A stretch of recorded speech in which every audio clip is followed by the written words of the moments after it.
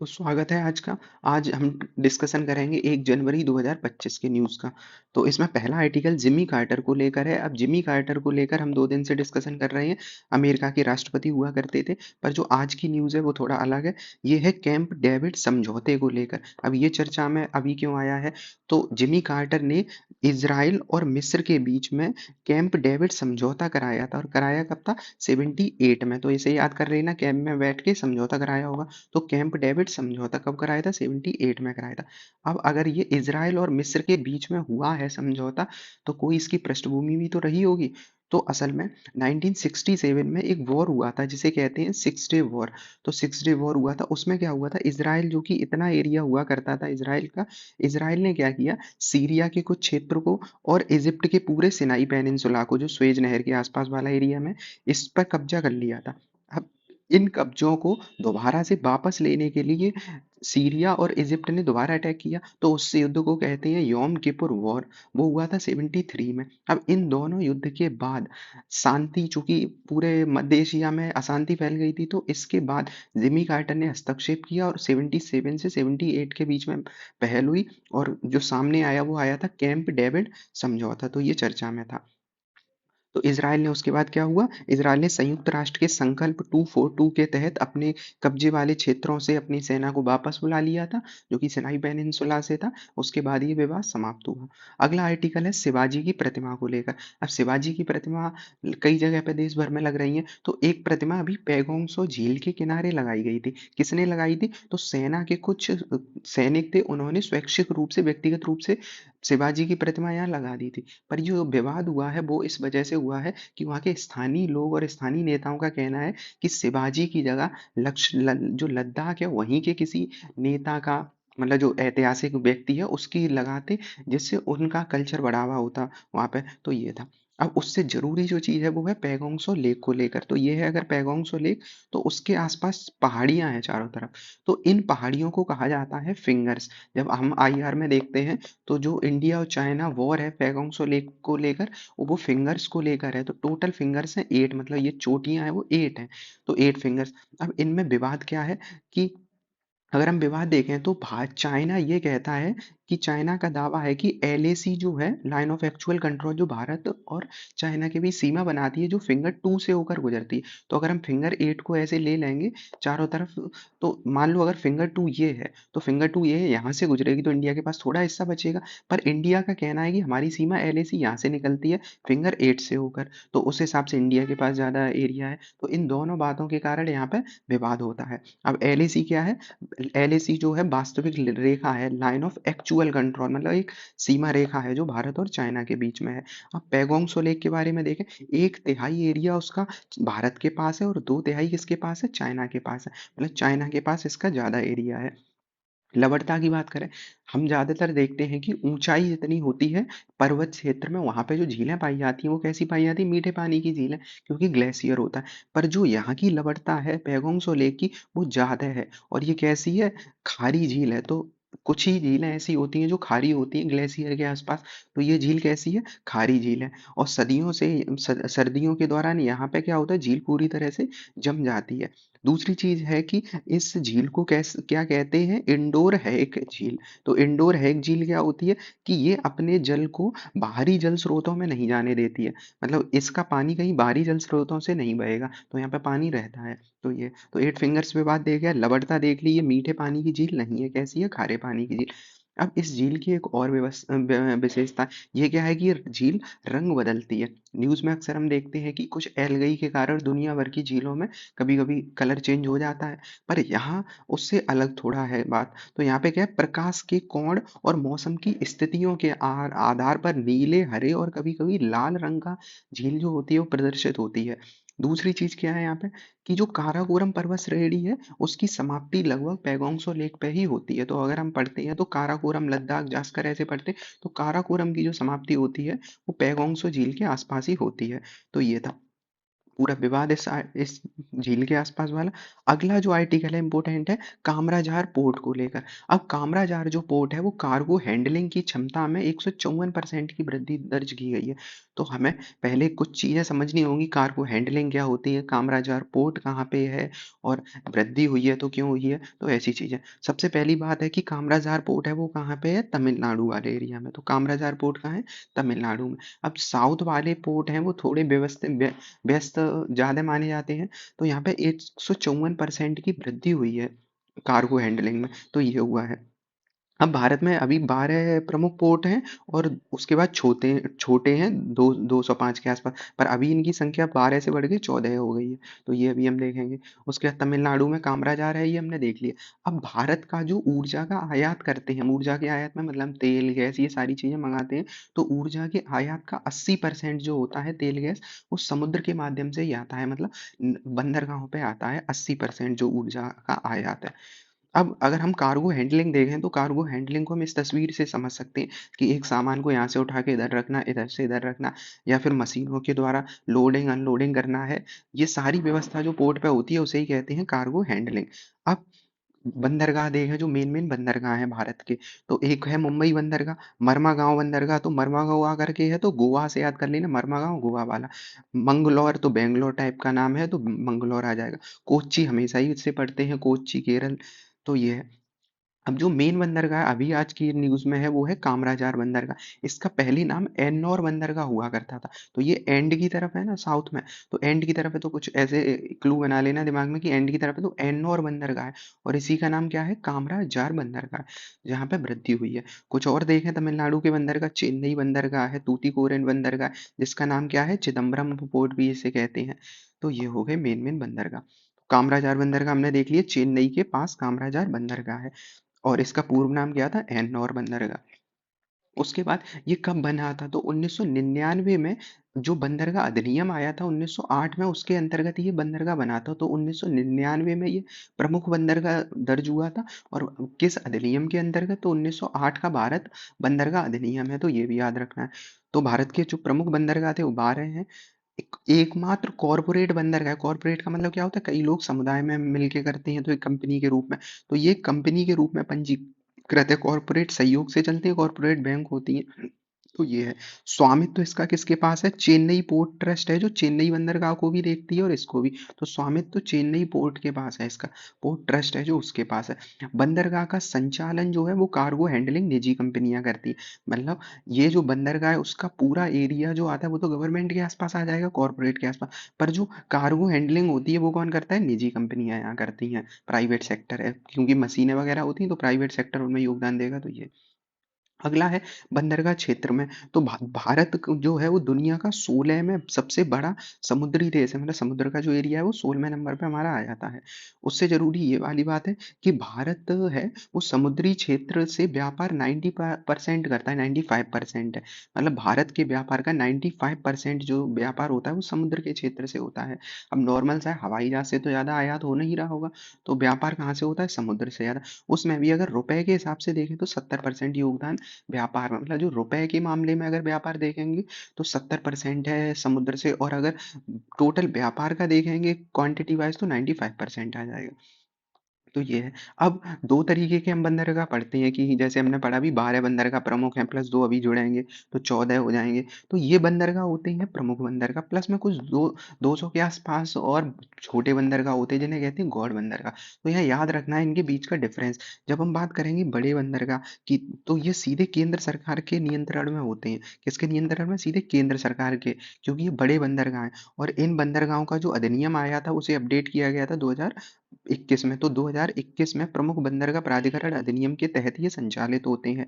यही बंदरगाहों जो ये प्रमुख बंदरगाह हैं, उन बंदरगाहों के प्राधिकरणों द्वारा लैंडलॉर्ड मॉडल पर इन्हें चलाया जाता है। जो सरकारी वाले बंदरगाह हैं, मतलब सरकारी का मतलब जो प्रमुख बंदरगाह हैं, उन्हें लैंडलॉर्ड मॉडल पर चलाया जाता है। लैंडलॉर्ड मॉडल क्या है, जहाँ पे जमीन और बुनियादी ढांचा होगा वो सरकार का होगा। मतलब जमीन है, रेलवे है, सड़क है, डॉक है, ये सब किसका होगा, सरकार का होगा, जो बुनियादी ढांचा होगा।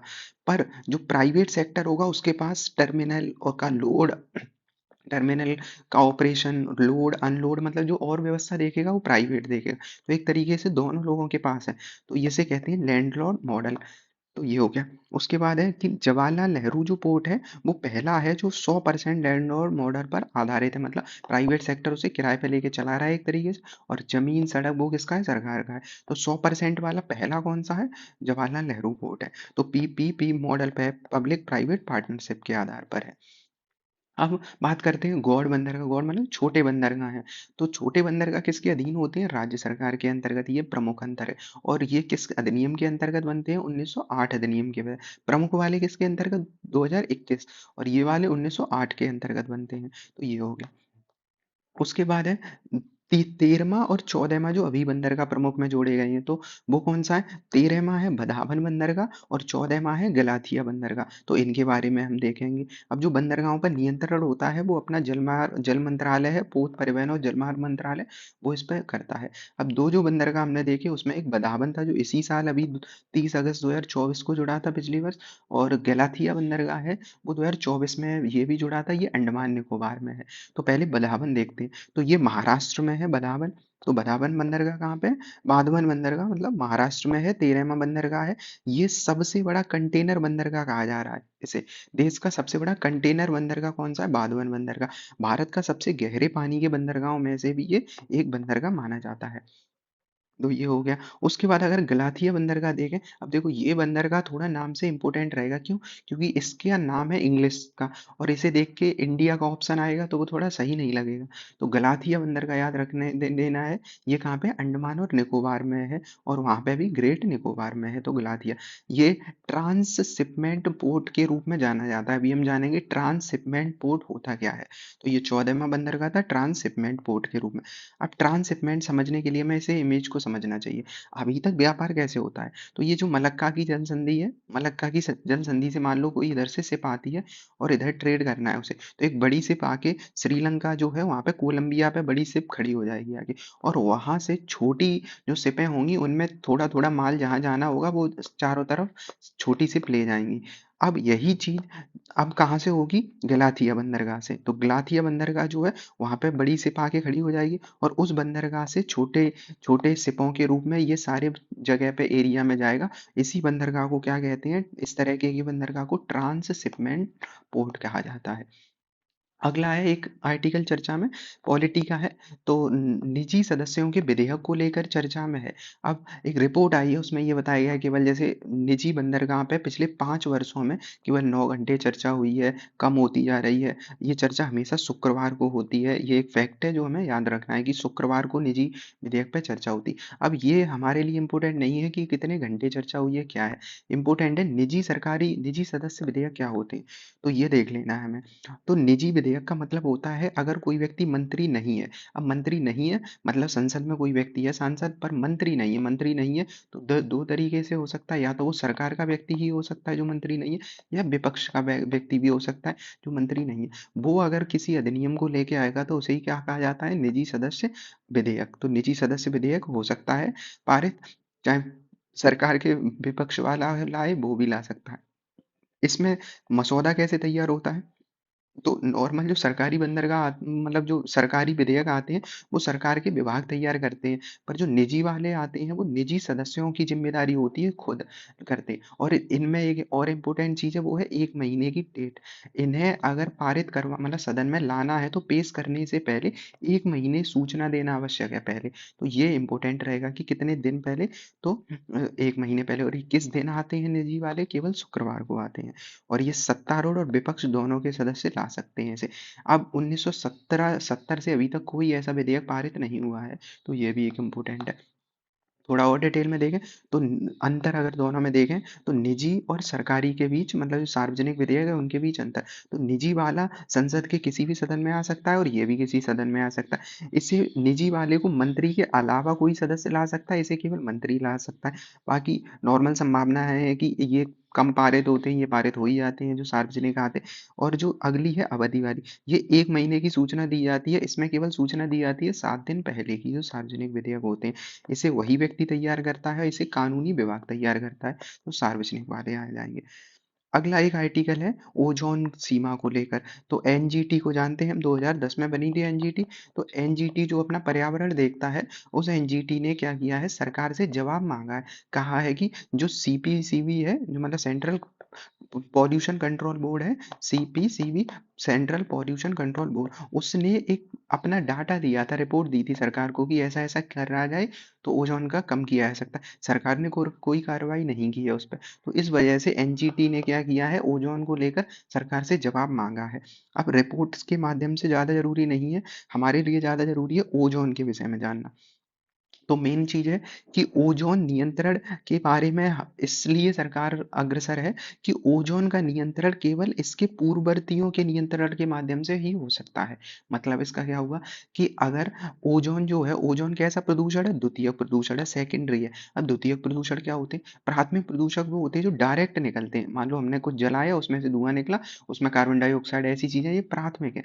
पर अगर द्वितीयक प्रदूषक होते हैं, वो तब काम करते हैं जब दो अलग अलग जो प्रदूषक होते हैं वो किसी मतलब सूर्य के प्रकाश में या कैसे भी क्रिया करेंगे आपस में, तब बनते हैं द्वितीयक प्रदूषक।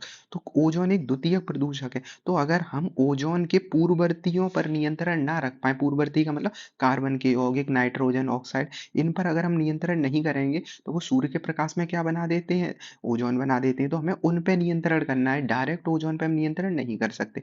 तो ये जानना है। अब देखते हैं ओजोन के बारे में। अब ओजोन का ये कौन सी वाली ओजोन की अभी हम बात करें, ओजोन दो तरीके की होती है।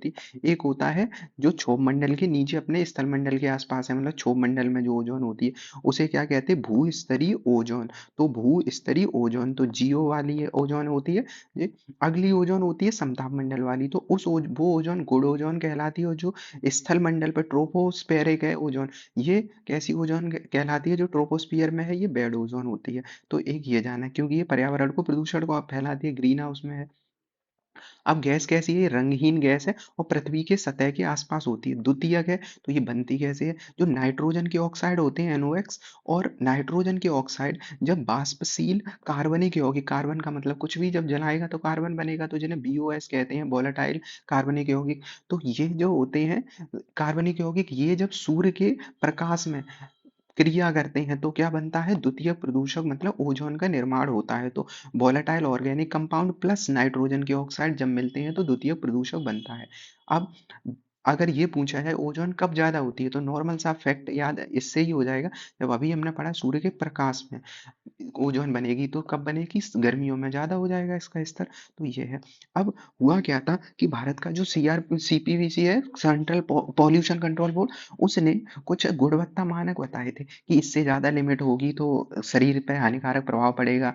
तो अगर कोई व्यक्ति 8 घंटे तक मतलब बाहर रहता है, मान लो मार्केट में है, खुले में है, तो वो 100 माइक्रोग्राम जो प्रति क्यूबिक मीटर लेता है। मतलब अगर कहीं पे ओजोन है, वो कितनी है, 100 माइक्रोग्राम प्रति क्यूबिक मीटर। वहां पे 8 घंटे तक तो वो सुरक्षित है, उसके बाद उस पर बुरा प्रभाव डालने लगेगी ओजोन। और अगर ओजोन की मात्रा 180 माइक्रोग्राम प्रति क्यूबिक मीटर है, तो 1 घंटे के बाद ही वो क्या क्या करेगी, वो क्षमता मतलब नुकसान करने पहुंचा देगी। तो 1 घंटे अगर कोई बाहर रहता है 180 माइक्रोग्राम क्यूबिक मीटर के साथ, उसके 1 घंटे के बाद वो क्या करेगा, शरीर को नुकसान पहुंचाने लगेगा। तो ये किसने बताया था, प्रदूषण नियंत्रण बोर्ड ने बताया था। तो ये पूछा जा सकता है। तो किस में नाप रहे हैं, माइक्रोग्राम में, ये भी फैक्ट हो जाएगा। अगला क्या है, अब ओजोन अगर होगी तो ओजोन से लगभग हर साल पूरे दुनिया में 10 लाख लोगों की मृत्यु होती है, 1 मिलियन लोगों की। इससे कई बीमारियां भी होती हैं, तो ये पूछा जा सकता।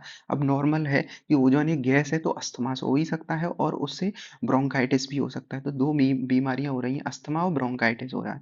जलवायु देखें तो ग्रीन हाउस गैस है ये। अब चूंकि अगर कोई भी गैस है तो प्रभाव डाल रही है, तो जलवायु पे प्रभाव डालेगी तो खेती पे प्रभाव पड़ेगा ही पड़ेगा। तो फसल उत्पादकता कम हो जाएगी, पौधों में कार्बन अवशोषक की क्षमता कम हो जाएगी, विकास में बाधा हो जाएगी। तो सारे नेगेटिव प्रभाव है। ओजोन के बारे में बात करें तो ओजोन नियंत्रण के लिए पूर्ववर्तियों पे, जैसा कि हमने देखा, ओजोन बनाने वाले कारकों पर नियंत्रण करना है ना, तो नाइट्रस ऑक्साइड, वाष्पशील कार्बन यौगिक जो अभी पढ़े हमने, मीथेन और कार्बन मोनोऑक्साइड, ऐसी गैसों पे हमें नियंत्रण करना पड़ेगा, तब ओजोन पे नियंत्रण होगा। क्यों? क्योंकि ओजोन और ये जो गैस हैं वो तो वायुमंडल में, तो एक स्थान पे अगर उन्हें हम कैप्चर करने की कोशिश करेंगे या एक स्थान पे कंट्रोल करेंगे तो वो तो एक शहर से दूसरे शहर में तुरंत पहुंच जाएंगे। तो इस तरह से इन्हें कंट्रोल नहीं किया जा सकता है, इन्हें पहले से कंट्रोल किया जाएगा।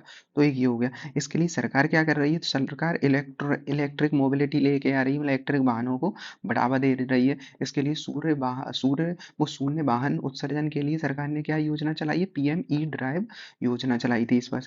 उसके बाद है BS6 मानक जो हमारे वाहनों में चलता है, उसमें भी यही है कि जो नाइट्रोजन के ऑक्साइड वो किसने 87% तक कम करने, और दो पहिया में 70 से 85% तक कम होंगे इसमें।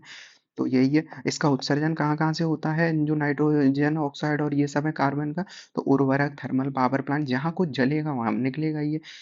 एक अलग सा है वेपर रिकवरी सिस्टम, VRS। तो सरकार का कहना, मतलब सरकार ने क्या किया है, दिल्ली के आसपास जो पेट्रोल पंप है, अब जब पेट्रोल पंप में पेट्रोल डलाई जाती है पेट्रोल पंप से वाहनों में, तो वो गैस के रूप में बाहर निकल जाता है, और यही आगे क्या करता है, क्योंकि पेट्रोल में भी कार्बन है, तो ये आके वायुमंडल में मिल जाता है। तो सरकार ने वहाँ किया है कि वेपर जो वहाँ पे जाएगी उसे रिकवरी के लिए भी एक सिस्टम बनाया है। तो ये हो गया आज का